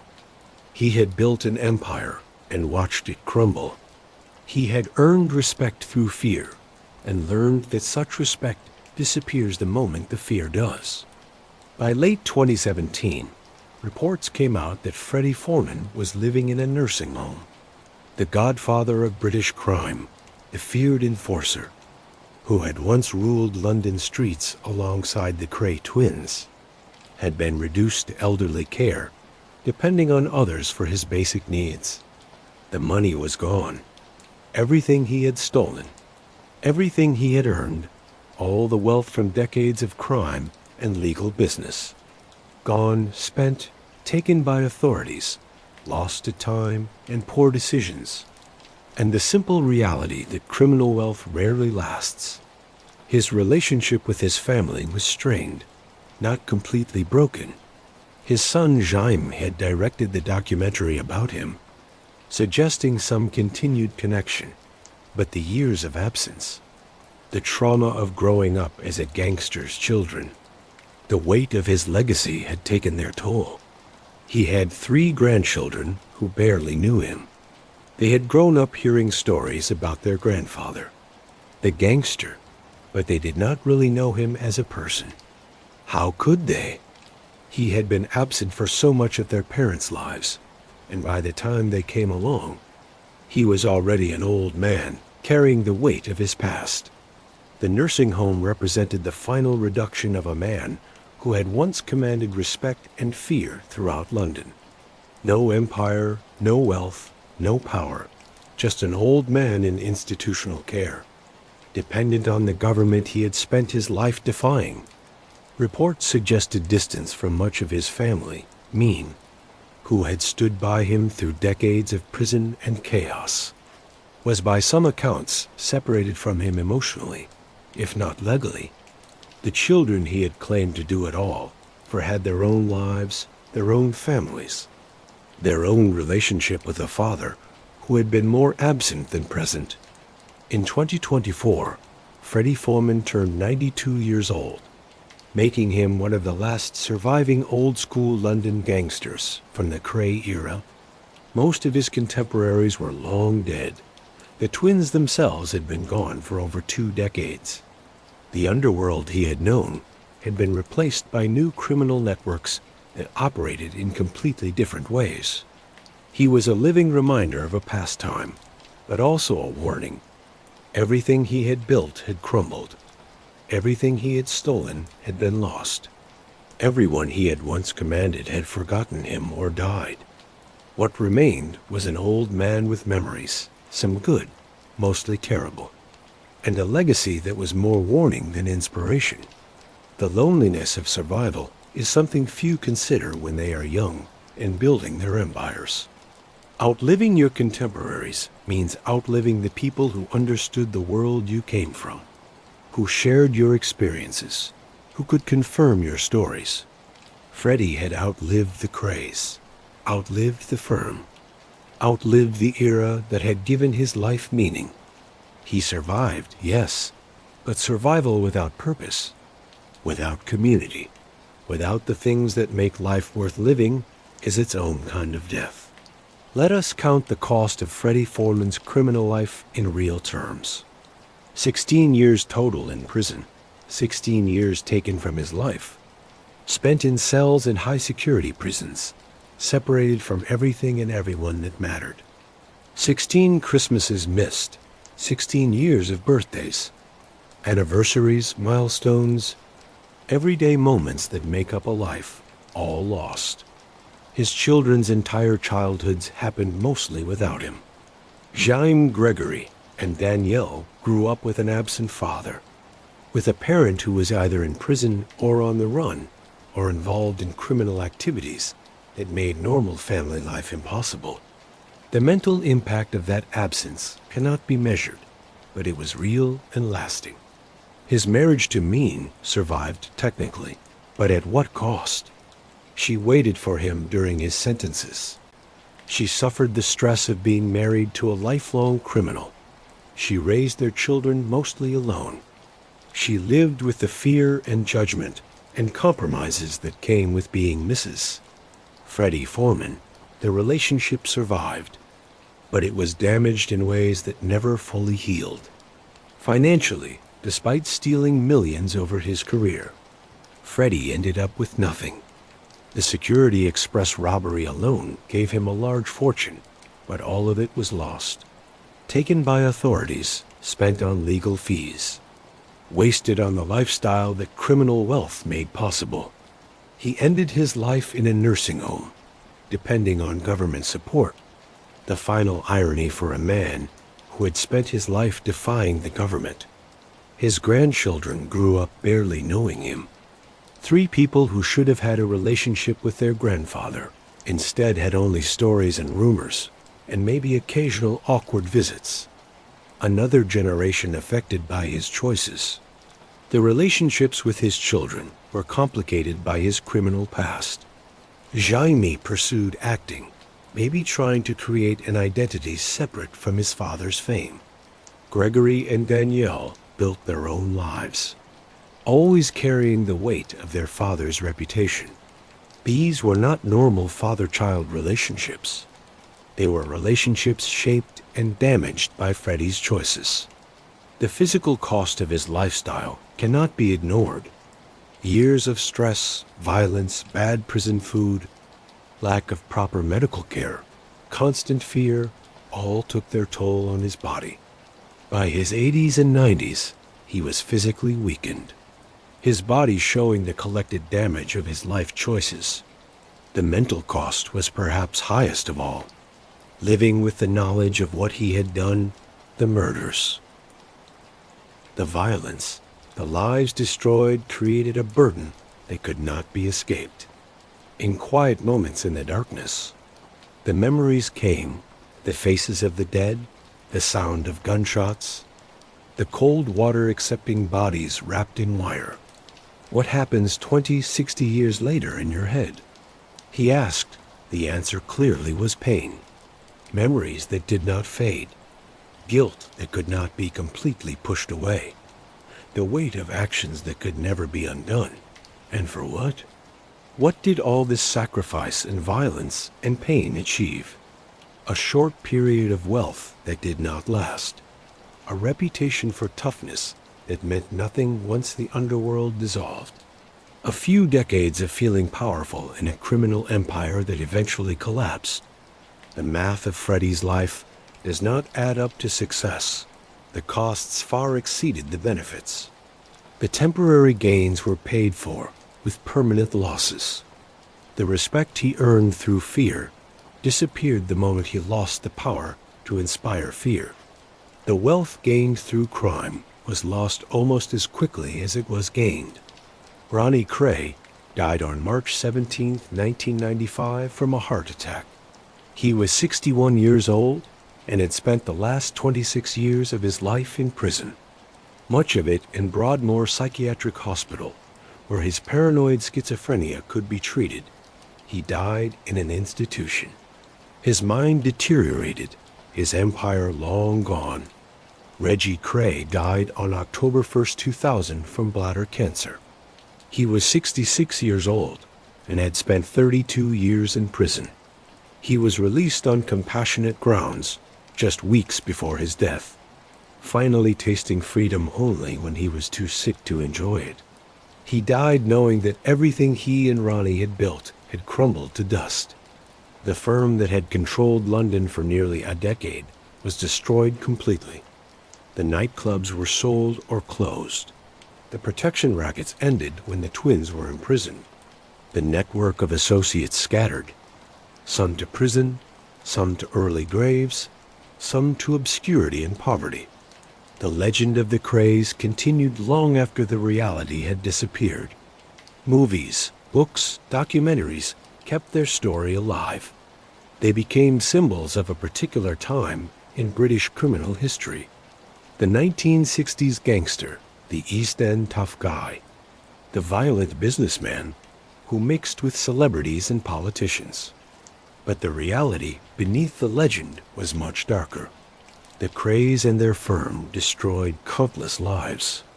Business owners lived in fear. Rivals were murdered. Associates were used and eventually betrayed. The neighborhoods they controlled suffered under their rule.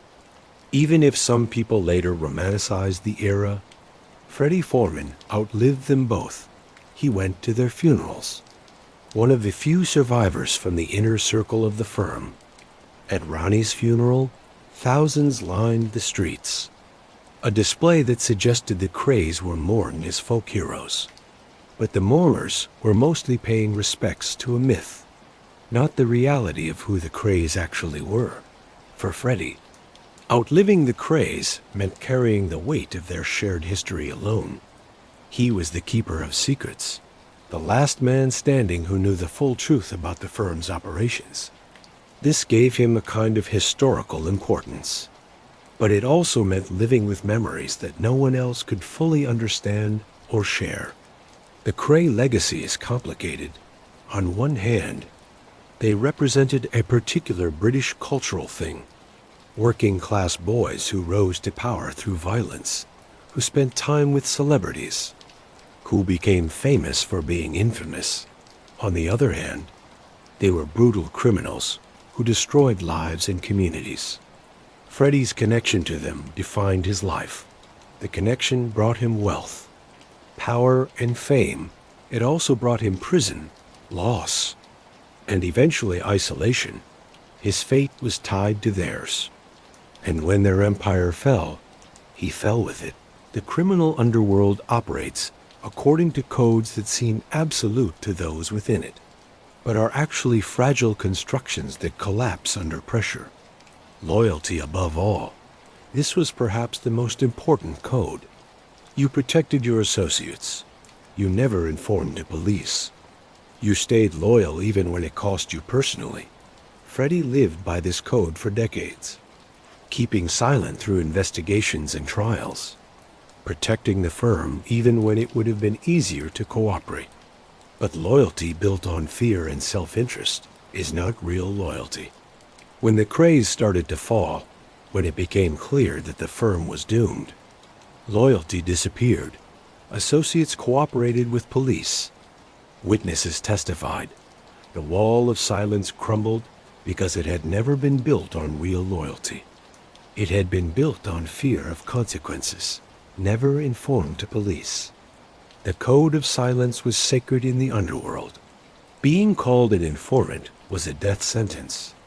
This code kept criminal organizations working by making sure that even when members were arrested, They would not give evidence against their associates. But this code also meant that justice rarely came for victims of criminal violence.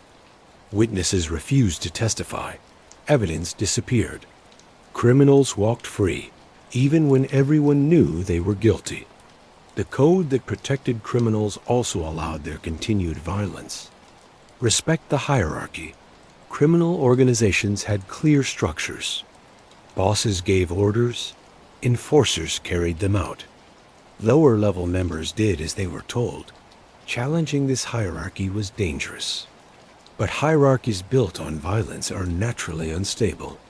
Leaders who rule through fear eventually face challenges from subordinates who believe they can rule better. The firm's hierarchy was constantly tested, constantly requiring violence to maintain, constantly open to betrayal from within, violence for those who broke the code. This was how the rules were enforced. If you betrayed the organization, if you informed, if you challenged the hierarchy, you were punished brutally and publicly. The punishment served as a warning to others. But relying on violence as the main way to enforce rules meant the organization was always involved in increasing cycles of brutality. Each act of violence created new enemies, new resentments, new reasons for revenge.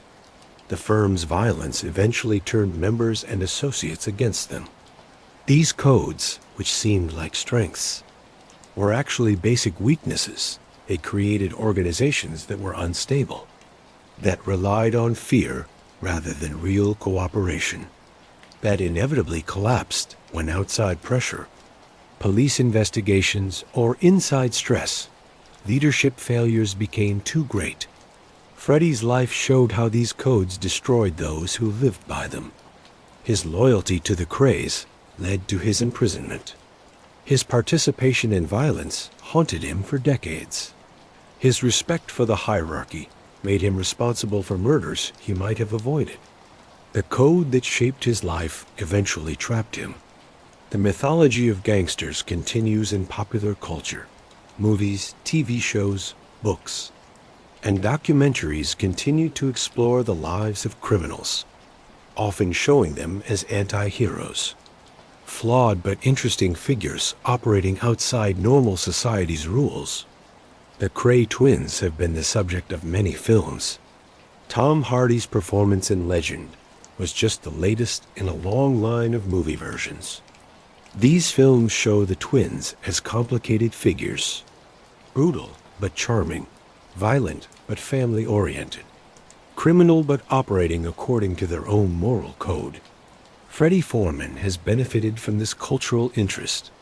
His books sold well. His documentaries attracted audiences. His story was interesting precisely because he had operated at the highest levels of the criminal underworld and lived to tell about it. But this cultural mythology hides the reality of what the criminal life actually involves. The films show the glamour, the nice suits, the nightclubs, the respect, the power. They spend less time showing the decades in prison, the destroyed families, the mental trauma, the ultimate emptiness of criminal success. Freddie himself took part in creating this mythology through his books and interviews.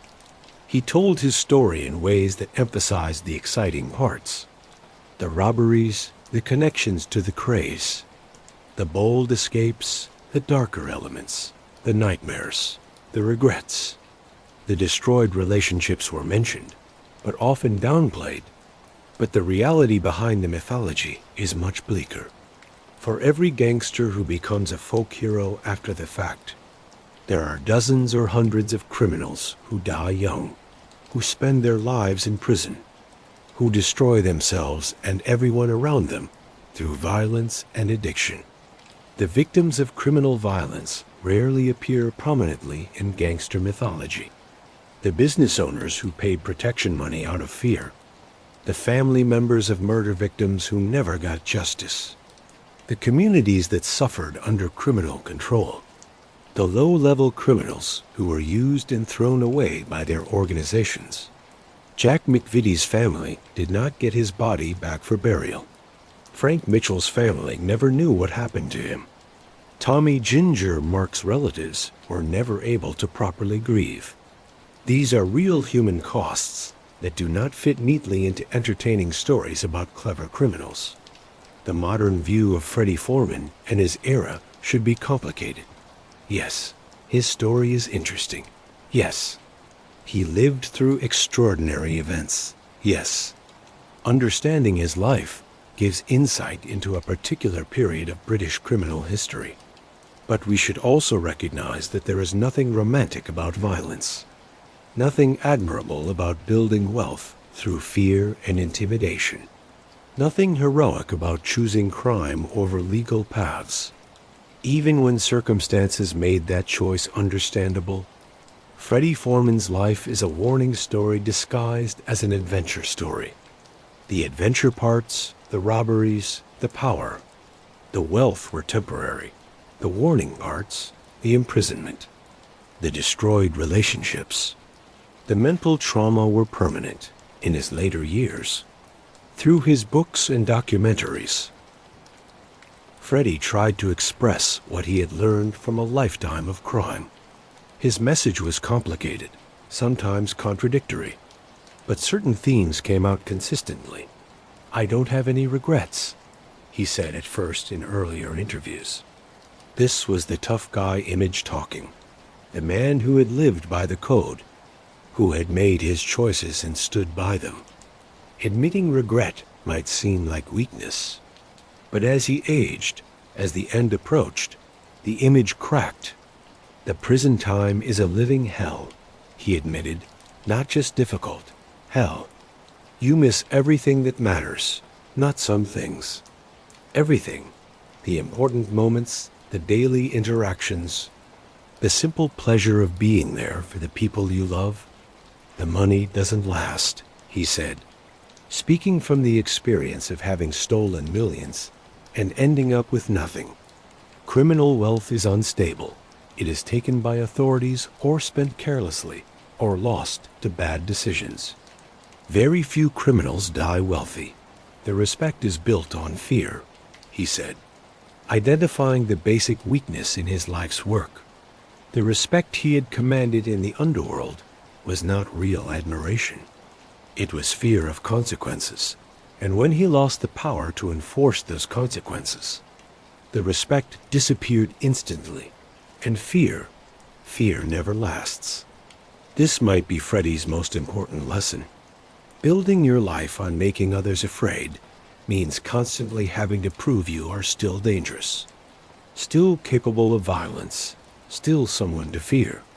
The moment you show weakness, the moment age or imprisonment or circumstances reduce your ability to use violence, the fear disappears, and with it everything you built on that foundation. If given the chance to do it all over again, what would Freddie choose? He never directly answered this question. Maybe because the answer was too painful, or because he genuinely did not know. Would he choose the poverty of his childhood over the wealth gained through crime? Would he choose legal struggle over criminal success? Would he choose being there for his family over the money he provided them? Would he choose a quiet, honest life over the power and fame of the gangster world? These are impossible questions, because they require choosing between different versions of misery. Poverty is terrible. The criminal life destroyed him in different ways. There were no good choices for a boy born into poverty in 1930s Battersea. But his warning to young men tempted by criminal life was clear. Don't do it. Whatever you think you will gain is not worth what you will lose. The price is too high. The cost builds over decades, until you are an old man looking back on a life that seemed exciting in the moment, but added up to tragedy. Frederick Gerald Foreman was born in poverty on March 5, 1932, in a small two-down terrace house in Battersea, South London. He entered a world with almost nothing that offered few paths forward for boys like him. He survived the bombing, seeing horrors that no child should see. He watched his city burn. He hid in bomb shelters while German planes dropped death from the sky. The trauma shaped him, teaching him that survival required toughness, that being a victim meant dying, that power was the only protection. He chose crime because crime seemed like the only smart choice. Why accept poverty when you could take wealth? Why work brutal jobs for very low pay when you could make more in one night than in a year of legal work? Why follow rules that had never protected people like him? He built an empire through intelligence, violence, and connections. He became Brown-Bread Fred, the man who made bodies disappear. He worked with the Kray twins at the height of their power.